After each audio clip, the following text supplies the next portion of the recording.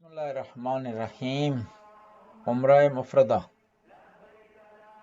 وَأَتِمُّوا الْحَجَّ وَالْعُمْرَةَ لِلَّهِ۔ قرآن میں ارشاد ہوتا ہے کہ اپنے حج اور عمرے کو پورا کرو۔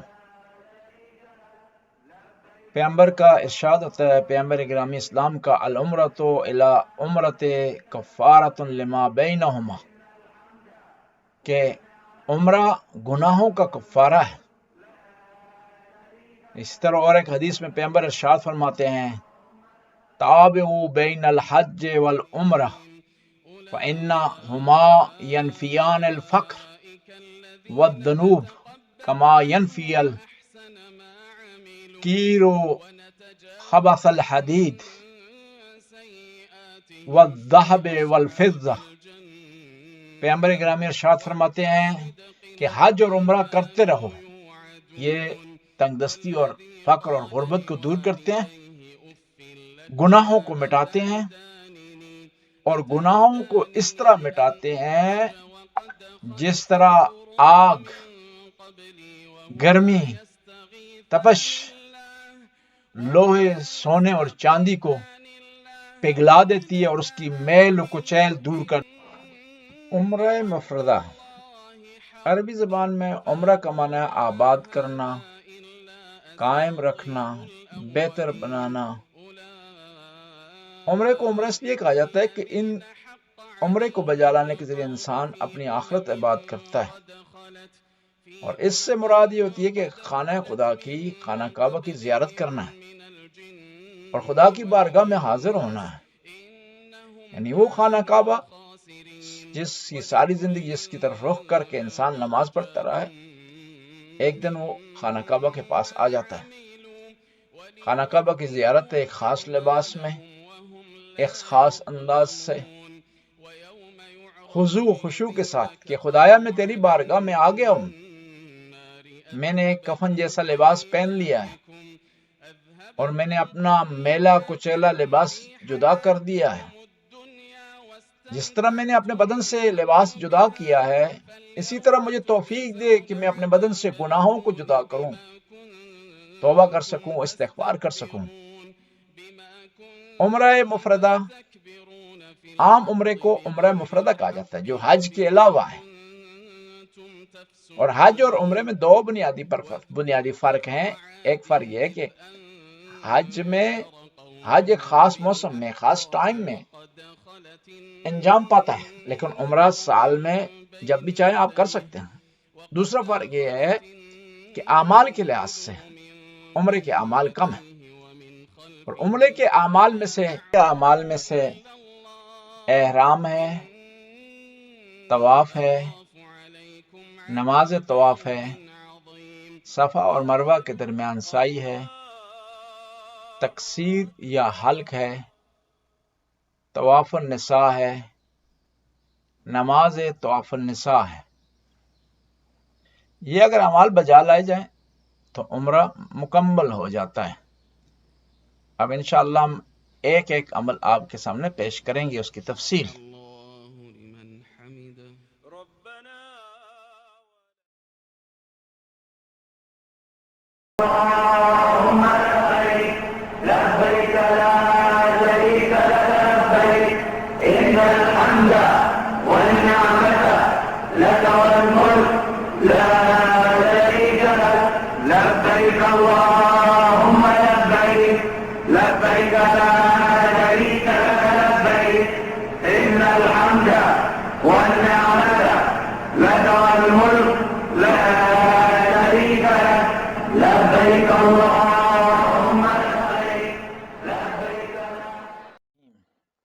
میقات، جو حجاج یا عازمین عمرہ مکہ میں داخل ہونا چاہتے ہیں تو ان کو چاہیے کہ خاص پوائنٹ سے داخل ہوں اور احرام باندھیں، اور احرام خاص جگہ سے باندھا جاتا ہے، ہر جگہ نہیں باندھا جا سکتا، اور احرام کی شرطوں میں سے ایک شرط میقات پر موجود ہونا ہے اور وہاں سے احرام باندھنا ہے۔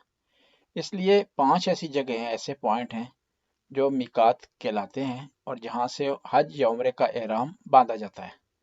مسجد شجرہ یا ذوالحلیفہ، نمبر 2 جوفہ، نمبر 3 وادی عقیق یا ذات و عرق، نمبر 4 قرن المنازل یا سیل الکبیر اور یلملم۔ یہ مختلف علاقوں سے انٹر ہونے والے حجاج یا عمرہ بجا لانے والے افراد کے لیے پوائنٹ ہیں۔ اس طرح جو آدمی مکہ کے اندر ہے اور پھر احرام باندھنا چاہتا ہے تو اس کے لیے مکہ سے باہر آنا ضروری ہے اور ادنی حل سے احرام باندھے گا، اور ادنی حل جو ہے وہ مسجد عمرہ سے شروع ہوتا ہے اور مسجد عمرہ سے احرام باندھا جائے گا، یا ہمارے برادران اہل سنت اس کو مسجد عائشہ بھی کہتے ہیں، اور اس کا ایک اور نام بھی ہے مسجد تنیم۔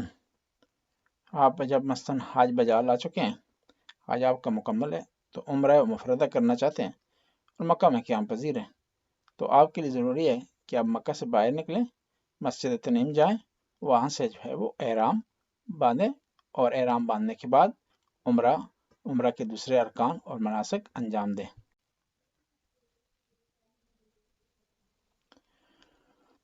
پانچ میقات۔ مشہور شیعہ اور اہل سنت فقہا کے مطابق وہ اشخاص جو مکہ سے 16 فرسخ تقریباً 90 کلومیٹر سے زیادہ فاصلے پر رہتے ہیں، انہیں ان 5 میقات میں سے کسی ایک سے محرم ہونا ضروری ہے، جس میں مشت شجرہ ہے، جوفا ہے، وادی عقیق ہے یا ذات عرق ہے، قرن المنازل ہے یا سیل الکبیر ہے اور یلملم۔ وہ اشخاص جو مکہ سے مذکورہ فاصلے سے کم مسافت پر رہتے ہیں اور حج تمتع کے بجائے حج قران یا فراد انجام دینا چاہتے ہیں، ان کا میقات ان کا محل سکونت ہے، مگر یہ کہ مکہ جاتے ہوئے راستے میں مذکورہ 5 میقات میں سے کسی ایک سے ان کا گزر ہو۔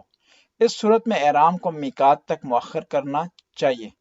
امام صادق علیہ السلام ارشاد فرماتے ہیں، حج اور عمرہ کے لیے ان 5 میقات سے محرم ہونا ضروری ہے، جسے رسول اللہ صلی اللہ علیہ وآلہ وسلم نے معین فرمایا ہے۔ پیغمبر اکرم نے اہل مدینہ کے لیے ذوالحلیفہ، اہل شامات کے لیے جوفا اور اہل نجد و عراق کے لیے وادی عقیق، اہل طائف اور وہ اشخاص جو یہاں سے گزرتے ہیں ان کے لیے قرن المنازل، اور اہل یمن اور وہاں سے گزرنے والوں کے لیے یلملم کو میقات قرار دیا ہے۔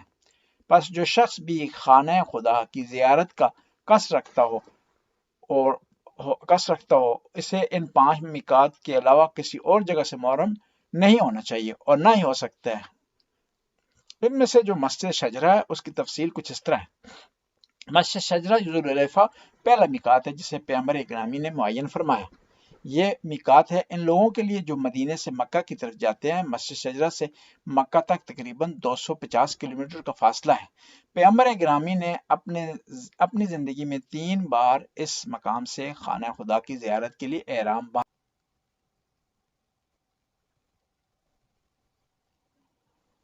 نمبر 2 جوفا دوسرا میقات ہے جسے رسول خدا نے اہل مصر، شامات اور ان لوگوں کے لیے مقرر فرمایا جو اس راستے سے مکہ جاتے ہیں۔ اس وقت وہاں ایک بہت بڑی مسجد بنائی گئی ہے جس میں ہزاروں حاجی محرم ہو سکتے ہیں۔ جوفا کے قریب غدیر قوم 9 کلومیٹر سے کم فاصلے پر واقع ہے۔ یہ میقات مکہ سے تقریباً 183 کلومیٹر کے فاصلے پر واقع ہے، اور وہ عازمین حج یا عمرہ جو جدہ ایئرپورٹ کے ذریعے مکہ جائیں گے تو راستے میں یہی میقات پڑتا ہے اور یہیں سے محرم ہوں گے۔ اس کے بعد تیسرا میقات ہے وادی عقیق یا ذات و عرقن۔ پیغمبر گرامی نے اہل عراق اور اس راستے سے مکہ جانے والوں کے لیے وادی عقیق کو میقات قرار دیا ہے۔ امام صادق سے منقول ہے کہ وادی عقیق کا ابتدائی حصہ مسلخ، درمیانی حصہ غمرہ اور آخری حصہ ذات و عرق کہلاتا ہے، اور اس کے ابتدائی حصے میں احرام باندھنا بہتر ہے۔ ذات عرق مکہ سے تقریباً 94 کلومیٹر کے فاصلے پر واقع ہے۔ وادی عقیق نجد اور تہامہ کے درمیان واقع ہے، جس کے آخر میں کوہ عرق ہے جہاں سے منطقہ ذات عرق کو دیکھا جا سکتا ہے۔ چوتھا میقات قرن المنازل یا السیل الکبیر ہے۔ قرن المنازل یا سیل الکبیر کو اہل یمن، نجد، طائف اور وہ لوگ جو اس راستے سے مکہ جاتے ہیں کے لیے میقات مقرر کیا گیا ہے۔ اس جگہ بھی اس وقت ایک مسجد بنائی گئی ہے۔ اس میقات کا مکہ سے تقریباً 75 کلومیٹر کا فاصلہ ہے۔ یلملم آخری میقات ہے جسے روایات میں اہل یمن اور اس راستے سے مکہ جانے والے اشخاص کے لیے میقات قرار دیا گیا ہے۔ یہ میقات شہر مکہ کے جنوب میں تقریباً 92 کلومیٹر کے فاصلے پر واقع ہے۔ ادنائے ہل، جو اشخاص مکہ کے اندر رہ رہے ہیں وہ اگر عمرہ مفردہ انجام دینا چاہتے ہیں تو ان کے لیے ضروری ہے کہ حرم کے محدودیت سے خارج ہوں، اور وہ پہلا مقام جو حرم کا حصہ نہیں ہے جسے ادنی ہل کہا جاتا ہے وہاں سے محرم ہو۔ یہ تقریباً 3 مقام ایسے ہیں جو ادنی ہل کہلاتے ہیں اور جہاں سے احرام باندھا جاتا ہے۔ وہ افراد یہاں سے احرام باندھتے ہیں جو مکہ میں موجود ہیں، حج آئے ہیں، حج مکمل ہو گیا ہے، یا کسی اور معاملے کے لیے مکہ آئے تھے، انہوں نے احرام باندھا تھا، عمرہ بجا لا چکے ہیں، دوبارہ عمرہ بجا لانا چاہتے ہیں۔ تو ان میں سے ایک ہے مسجد تنعیم، جسے مسجد عمرہ بھی کہا جاتا ہے، مسجد عائشہ بھی کہا جاتا ہے۔ یہ میقات حرم کے شمال مغرب میں واقع ہے اور شہر مکہ سے سب سے زیادہ نزدیک جگہ ہے۔ آج کل شہر مکہ کے اندر داخل ہے، اور اسے مسجد عائشہ اس لیے کہا جاتا ہے کہ یہاں سے نبی کی زوجہ محترمہ حضرت عائشہ نے احرام باندھا تھا۔ نمبر 2، حدیبیہ جدہ کے راستے میں مسجد حرام سے تقریباً 48 کلومیٹر کے فاصلے پر واقع ایک گاؤں ہے۔ یہ وہی جگہ ہے جہاں پر تقریباً 1300 سے 1500 صحابہ نے پیغمبر گرامی اسلام کے ساتھ ایک درخت کے سائے میں بیعت کی تھی جسے بیعت رضوان کہا جاتا ہے۔ نمبر 3، جہرانہ یہ جگہ مکہ کے شمال مشرق میں طائف کے راستے میں واقع ہے، اور اس کا مسجد حرام سے فاصلہ تقریباً 29 کلومیٹر ہے۔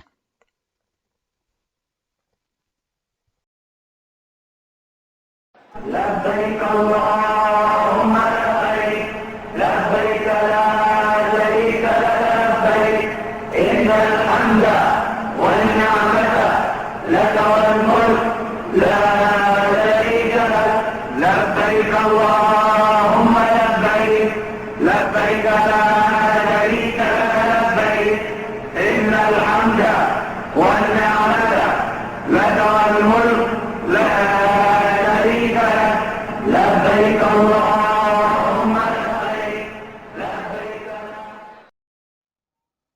مسجد شجرہ، مسجد ذوالحلیفہ، مسجد میقات، مسجد احرام، مسجد ابار علی، یہ ایک ہی مسجد کے نام ہے۔ یہ مدینہ کے جنوب میں 8 کلومیٹر کے فاصلے پر واقع ہے، اور یہ میقات ہے ان لوگوں کے لیے جو حج اور عمرہ پر آنا چاہتے ہیں مدینہ سے۔ اور اس مسجد کی لمبائی اور چوڑائی 25 میٹر ہے، اور اس کا رقبہ 88,000 مربع میٹر ہے۔ یہ مسجد ہونے کی وجہ سے اس پر تمام مسجد کے احکام جاری ہوتے ہیں۔ اس کے علاوہ کوئی خاص احکام بھی اس مسجد کے ہیں۔ اب دیکھنا یہ ہے کہ اس مسجد کو شجرہ کیوں کہا جاتا ہے، کیونکہ نبی کریم نے یہاں ایک درخت کے نیچے احرام باندھنے کے دوران نماز پڑھی، اور پھر بعد میں یہاں مسجد بنائی گئی۔ مسجد ذوالحلیفہ بھی اسے کہا جاتا ہے۔ مسجد میقات یعنی وہ مسجد ہے جہاں سے میقات ہے اور جہاں سے احرام باندھا جاتا ہے۔ مسجد احرام بھی اسے کہا جاتا ہے کیونکہ اسی مسجد سے احرام باندھا جاتا ہے۔ یاد رہے کہ میقات اس جگہ کو کہا جاتا ہے جہاں سے حاجی اور عمرہ بجا لانے والے افراد احرام باندھتے ہیں۔ اب یہ ڈیپینڈ کرتا ہے کہ آپ کہاں سے مکہ داخل ہونا چاہتے ہیں حج یا عمرہ کے لیے۔ اگر آپ جوفہ کے ذریعے داخل ہوں گے، یعنی آپ جدہ کے ذریعے داخل ہوں گے، تو جوفہ کے مقام پر میقات پایا جاتا ہے، وہاں سے احرام باندھیں گے۔ طائف سے آ رہے ہیں تو کرنل منازل ہے، یمن سے آ رہے ہیں تو یلملم ہے، یعنی اس طرح میقات پائے جاتے ہیں، اور ان میقات سے جب انسان گزرتا ہے تو احرام کے بغیر مکہ داخل نہیں ہو سکتا۔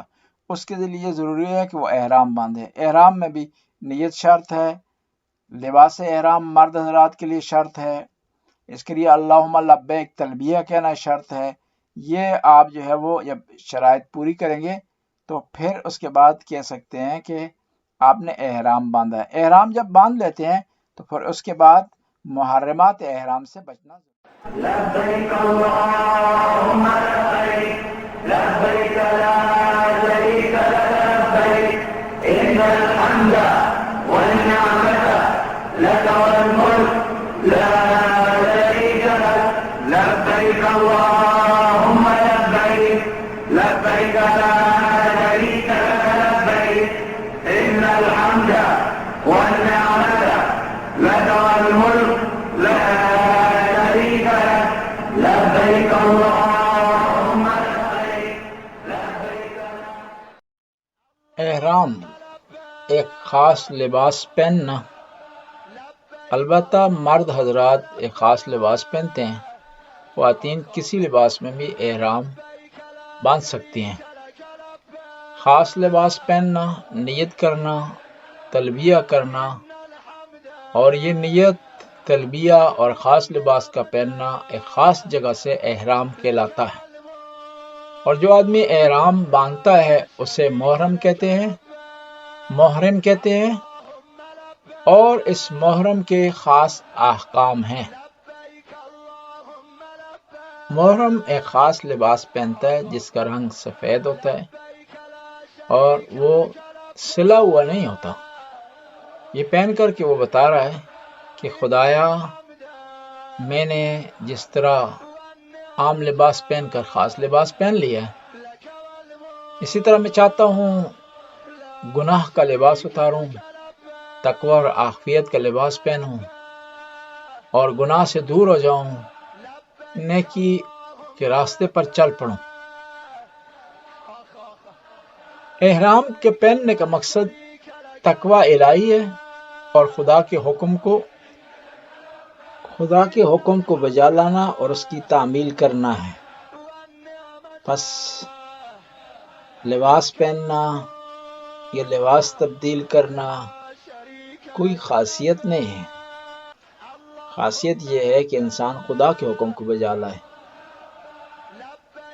احرام میں یہ عمل واجب ہے، نیت کرنا، تلبیہ کہنا، مرد حضرات کے لیے خاص لباس کا پہننا، اور یہ نیت اور تلبیہ اور خاص لباس کا پہننا ایک خاص جگہ سے جس جگہ کو میقات کہتے ہیں۔ نیت میں آپ نے نیت اس طرح کرنی ہوتی ہے کہ میں احرام باندھتا ہوں عمرہ مفردہ کا، سنت قربتاً للہ یا مستحب قربتاً للہ، اور اس میں قربت کی نیت، تقرب کی نیت بھی ضروری ہے۔ اور ان احرام کے جو 4 واجبات ہیں ان سے تلبیہ اس طرح ہے: اللہم لبیک لا شریک لک لبیک ان الحمد والنعمت لک والملک لا شریک لک لبیک اللہم لبیک۔ ہم میں کچھ کام مستحب ہے: غسل کرنا، احرام سے پہلے غسل کرنا، ناخن کاٹنا اور ایکسٹرا بال کاٹنا مستحب ہے۔ احرام کی حالت میں کچھ کام کرنے حرام ہے اور منع ہے۔ جب آپ احرام باندھ لیتے ہیں نیت، لباس اور تلبیہ کے ذریعے، تو آپ پر کچھ کام حرام ہو جاتے ہیں اور انہیں محرمات احرام کہا جاتا ہے۔ یہ 3 قسم کے ہیں: ایک وہ جو مرد اور عورت کے درمیان مشترک ہیں، ایک وہ جو صرف عورتوں کے لیے ہیں، ایک وہ جو صرف مرد حضرات کے لیے ہیں۔ جو مشترک ہیں ان میں سے جنگلی حیات کا شکار کرنا، جماع کرنا یا دوسری شہوانی لذتیں اٹھانا، نکاح کرنا، شادی کرنا، مشت زنی کرنا خوشبو کا استعمال، سرما لگانا، آئینے کا استعمال، فسوق یعنی جھوٹ بولنا، گالی دینا اور فخر کرنا، اسی طرح جسم پر رہنے والے جانور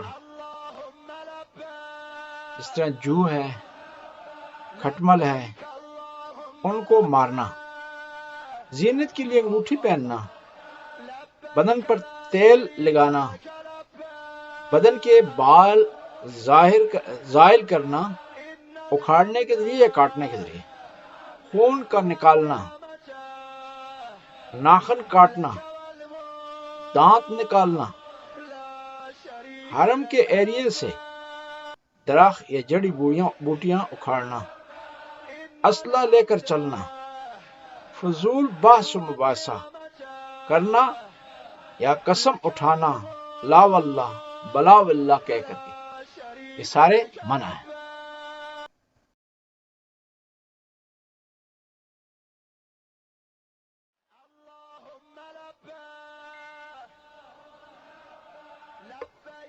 اب ایسے محرمات بیان کرنے جا رہے ہیں جو صرف مردوں کے لیے، مردوں کے لیے حرام ہے، جب وہ احرام پہن لیں تو یہ کام نہ کریں، ان کے لیے منع ہے۔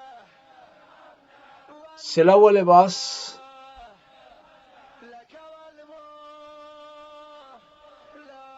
اسی طرح چہرے کو ڈھانپنا، سر کو ڈھانپنا،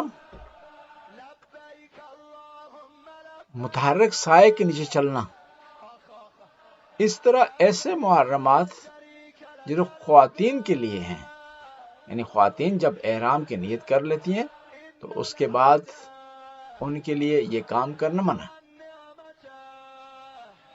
زیور پہننا، زیور آلات پہننا اور اپنے چہرے کو ڈھانپنا خواتین کے لیے منع۔ مرد حضرات کے لیے ایک اور چیز بھی منع ہے، وہ یہ ہے کہ وہ ایسا جوتا نہیں پہن سکتے کہ جو ان کے پاؤں کو ڈھانپ لے۔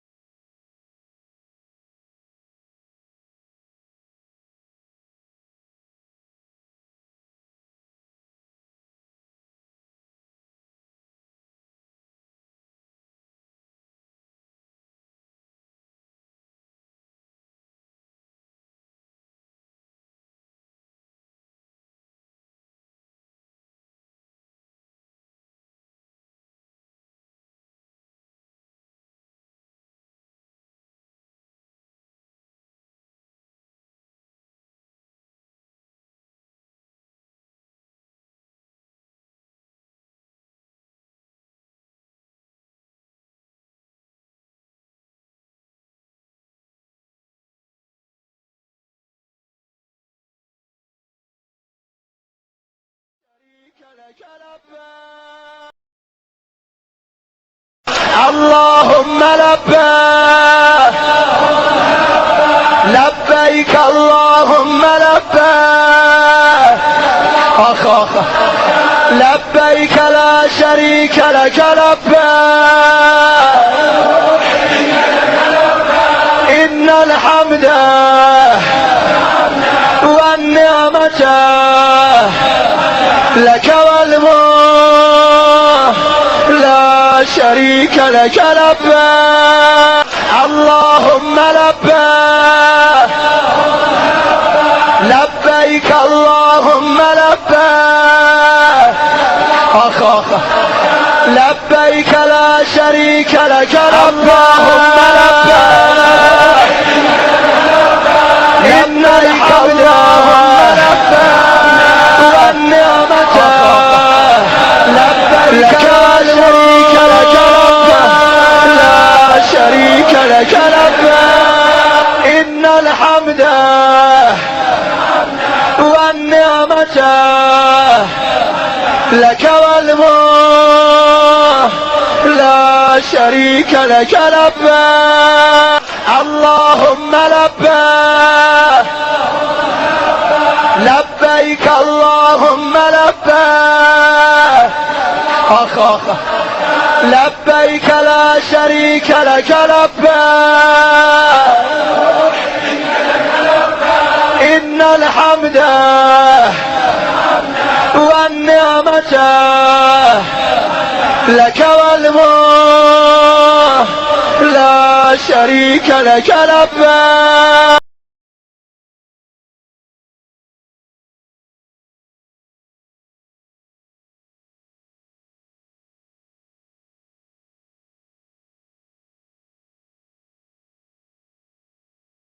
اللهم لبيك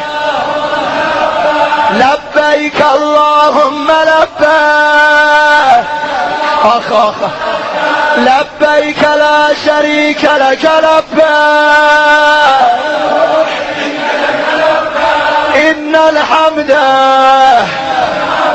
والنعمة لك والملك لا شريك لك لبيك اللهم لبيك لبيك اللهم لبيك أخ لبيك لا شريك لك لبيك إن الحمد والنعمة لك والملك لا شريك لك لبيك الرحمن الرحیم۔ عمرہ مفردہ میں احرام کے بعد دوسرا عمل طواف ہے، اور اس طواف کو طواف زیارت کہتے ہیں۔ طواف تین طرح کا ہو سکتا ہے: عمرے کے لیے، حج کے لیے، اور خالی طواف ثواب کے لیے۔ طواف کا مطلب یہ ہے کہ اللہ کے گھر کے ارد گرد 7 چکر لگانا، اور ان میں سے ہر چکر کو شوط کہتے ہیں۔ اس میں نیت شرط ہے، بدن کا لباس کا پاک ہونا شرط ہے، اس میں وضو کا ہونا شرط ہے، اور مکمل لباس کا یعنی جو ستر واجب ہے نماز میں اس کا ہونا ضروری ہے۔ اور طواف میں پے در پے طواف مسلسل کرنا بھی شرط ہے، اس میں وقفہ نہیں کر سکتے۔ اس طرح مرد حضرات کے لیے طواف میں ختنہ کا ہونا ضروری ہے۔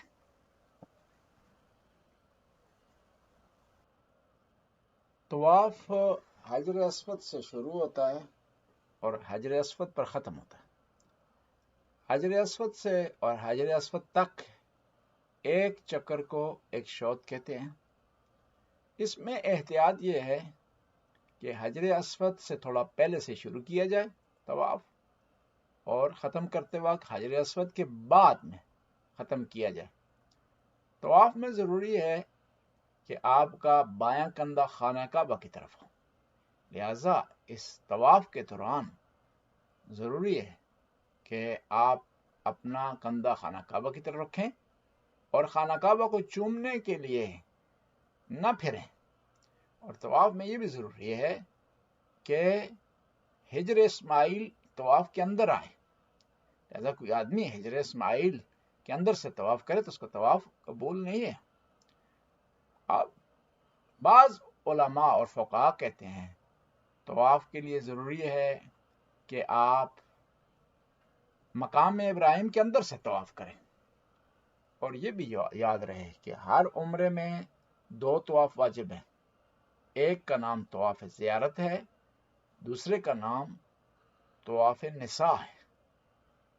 اہل سنت طواف نساء کو بجا نہیں لاتے۔ یاد رہے کہ فقہ جعفریہ میں بغیر کسی مجبوری کے طواف صرف گراؤنڈ فلور پر ہی کیا جا سکتا ہے، اور جو دوسری یا تیسری منزل ہے اس پر طواف جائز نہیں ہے۔ خلاصہ یہ کہ طواف میں سب سے پہلے نیت کی جائے گی، نیت کے بعد حجر اسود سے طواف کا آغاز ہوگا اور 7 شوط مکمل کیے جائیں گے، 7 چکر۔ اور دوسرا یہ ہے کہ اس طواف کے دوران وضو ہونا چاہیے، لباس پاک ہونا چاہیے، اور انسان کا واجب بدن کا حصہ ڈھانپا ہوا ہونا چاہیے۔ اور اس طواف میں یہ شرط ہے کہ آپ کا بایاں بازو طواف کے دوران خانہ کعبہ کی طرف ہو اور حجر اسماعیل سے باہر سے طواف کیا جائے، اور یہ طواف 7 چکر مسلسل ہونے چاہیے۔ اب یہاں پر سوال پیدا ہوتا ہے کہ ان 7 چکر کے دوران کسی کا اگر وضو ٹوٹ جاتا ہے تو اس نے کیا کرنا ہے؟ اگر 3 چکروں سے پہلے وضو ٹوٹ جائے تو نئے سرے سے وضو کرنے کے بعد نئے سرے سے طواف کیا جائے گا۔ 3 چکروں کے بعد اگر وضو ٹوٹے، وضو کرنے کے بعد جہاں سے وضو ٹوٹا ہے وہاں سے طواف کو آگے بڑھا دیا جائے گا۔ لیکن اس میں ضروری ہے کہ آپ مثال کے طور پر 4تھے چکر کے آدھے حصے میں پہنچے، وضو ٹوٹا ہے، تو آپ نے وضو کرنے کے بعد 4تھے چکر کو ابتدا سے کرنا ہے۔ عمرے میں جو تیسرا عمل واجب ہے وہ نماز طواف ہے، اور واجب نمازوں میں سے اسے شمار کیا جاتا ہے۔ یہ 2 رکعت ہے صبح کی نماز کی طرح، اور اس کو مقام ابراہیم کے پیچھے پڑھا جائے گا۔ یہ صبح کی طرح ہے لیکن نیت میں فرق ہے، نیت آپ نے نماز طواف کی کرنی ہے۔ اب بعض اوقات اگر مناسب جگہ نہ ملے تو جہاں جگہ مل جائے مقام ابراہیم کے پیچھے تو وہاں یہ نماز بجا لائی جا سکتی ہے۔ لیکن ایک کام ضروری ہے کہ آپ عمرے کے سفر پر جانے سے پہلے اپنی نماز صحیح کر لیں، اس کا تلفظ، اس کی ادائیگی، تاکہ کہیں ایسا نہ ہو کہ آپ کے نماز کے باطل ہونے کی وجہ سے آپ کے عمرے میں اشکال آ جائے۔ عمرہ یا حج کے ارکان میں سے ایک سعی ہے۔ احرام، طواف، نماز طواف کے بعد سعی کا نمبر آتا ہے۔ سعی صفا اور مروہ کے درمیان دوڑنے کا نام ہے، اور اس کا آغاز نیت سے ہوتا ہے۔ نیت اور ترتیب اس میں ضروری ہے۔ نیت کرنے کے بعد آپ نے صفا سے اس کا آغاز کرنا ہے اور مروہ تک یہ 1 چکر مکمل ہوگا۔ اس طرح آپ نے 7 چکر لگانے ہیں صفا اور مروہ کے درمیان، اور اس میں ترتیب میں اگر آپ الٹا کریں تو سعی آپ کی باطل ہوگی۔ اس میں اگر نیت نہ ہو تو پھر بھی سعی باطل ہوگی، سعی مکمل نہیں ہوگی۔ مستحب ہے سعی سے پہلے زمزم کا پانی پیا جائے،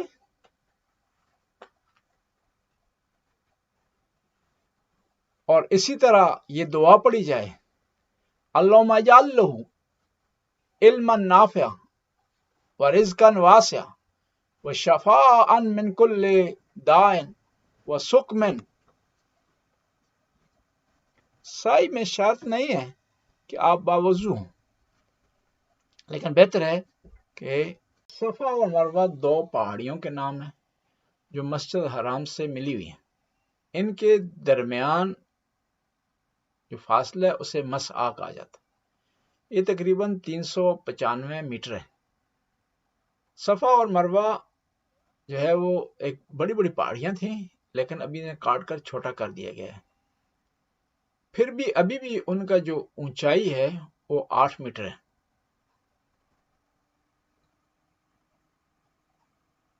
اور یہ جو صفا اور مروہ ہے یہ پہلے چھوٹی جگہ تھی، اب اس کو بڑھا دیا گیا، اور بعض ایسے پرانے زمانے کے گھر بھی اس میں شامل ہیں۔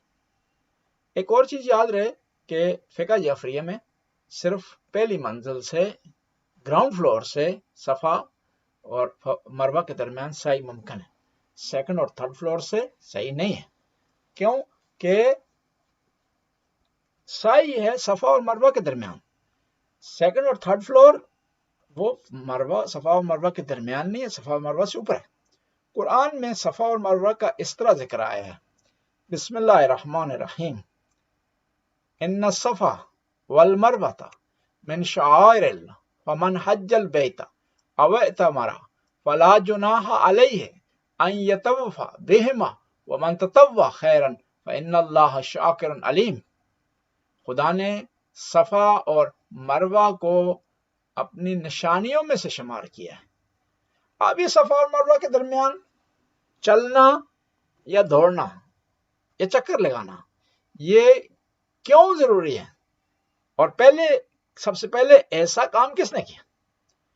ہاجرہ حضرت ابراہیم کی زوجہ اپنے بیٹے اسماعیل کے لیے پانی کی تلاش میں انہوں نے صفا اور مروہ کے درمیان 7 چکر لگائے، اور ان کے ان 7 چکروں جو اپنے بیٹے کی محبت میں لگائے ان کو خدا نے حج اور عمرے کا حصہ قرار دیا۔ اس لیے صفا اور مروہ کے درمیان 7 چکر لگانے ضروری ہیں، اور اس کے بغیر عمرہ اور حج مکمل نہیں ہے۔ عمرہ مفردہ میں 5واں عمل تقصیر ہے یا حلق ہے۔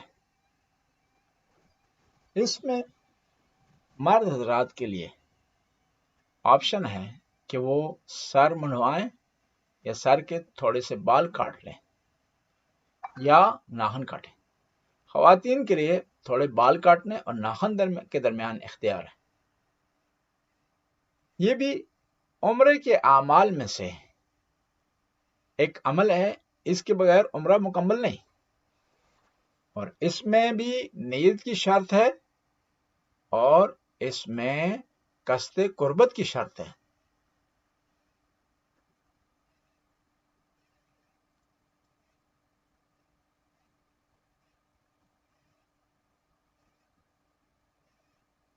تقصیر کے بعد محرم پر عمرہ بجا لانے والے افراد پر جو کام حرام ہو گئے تھے وہ حلال ہو جاتے ہیں۔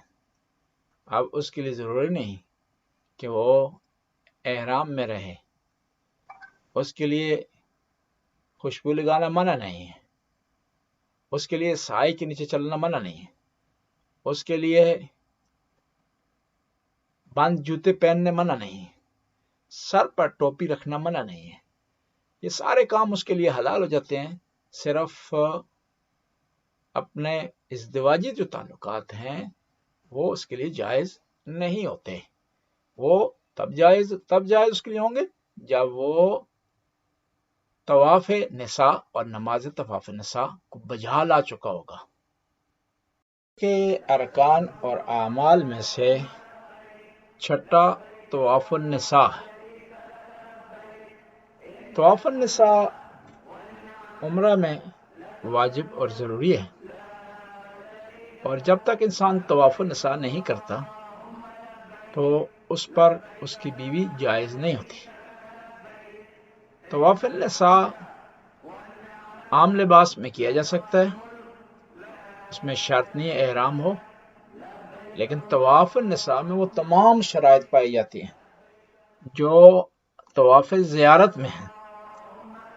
यानी वज़ू का होना ज़रूरी है, 7 चक्कर मुकम्मल करने ज़रूरी हैं, और चक्कर हजर अस्वद से शुरू हो और हजर अस्वद पर ख़त्म हो, और आपकी बायां तरफ खाना खुदा की तरफ हो। ये तमाम शराइत उसमें पाई जाती हैं तवाफ़ुल निसा में। तवाफ़ुल निसा के बाद 2 रकत नमाज पढ़नी है, जिसे नमाज तवाफ़ुल निसा कहा जाता है। जब नमाज इंसान पढ़ लेगा तवाफ़ुल निसा की तो उसका उम्रा मुकम्मल हो जाएगा। नमाज जो तवाफ़ुल निसा की है वो उसी तरह आम तवाफ़ की नमाज की तरह है, सिर्फ नियत का फ़र्क है, और मकाम इब्राहिम के पीछे पढ़ी जाएगी, जिस तरह नमाज तवाफ़ ज़ियारत की। वला हुम यहज़नून उलाइक अस्हाबुल जन्नति खालिदीन फीहा जज़ाअन बिमा कानू यअमलून ववस्सैना الإنسان بوالديه إحسانا حملته أمه كرها ووضعته كرها وحمله وفصاله 30 شهرا حتى إذا بلغ أشده وبلغ 40 سنة قال رب أوزعني أن أشكر نعمتك التي أنعمت علي وعلى والدي وأن أعمل صالحا ترضاه وأصلح لي في ذريتي إني تبت إليك وإني من المسلمين أولئك الذين نتقبل عنهم أحسن ما عملوا ونتجاوز عن سيئاتهم في أصحاب الجنة وعد الصدق الذي كانوا يوعدون والذي قال لوالديه أف لك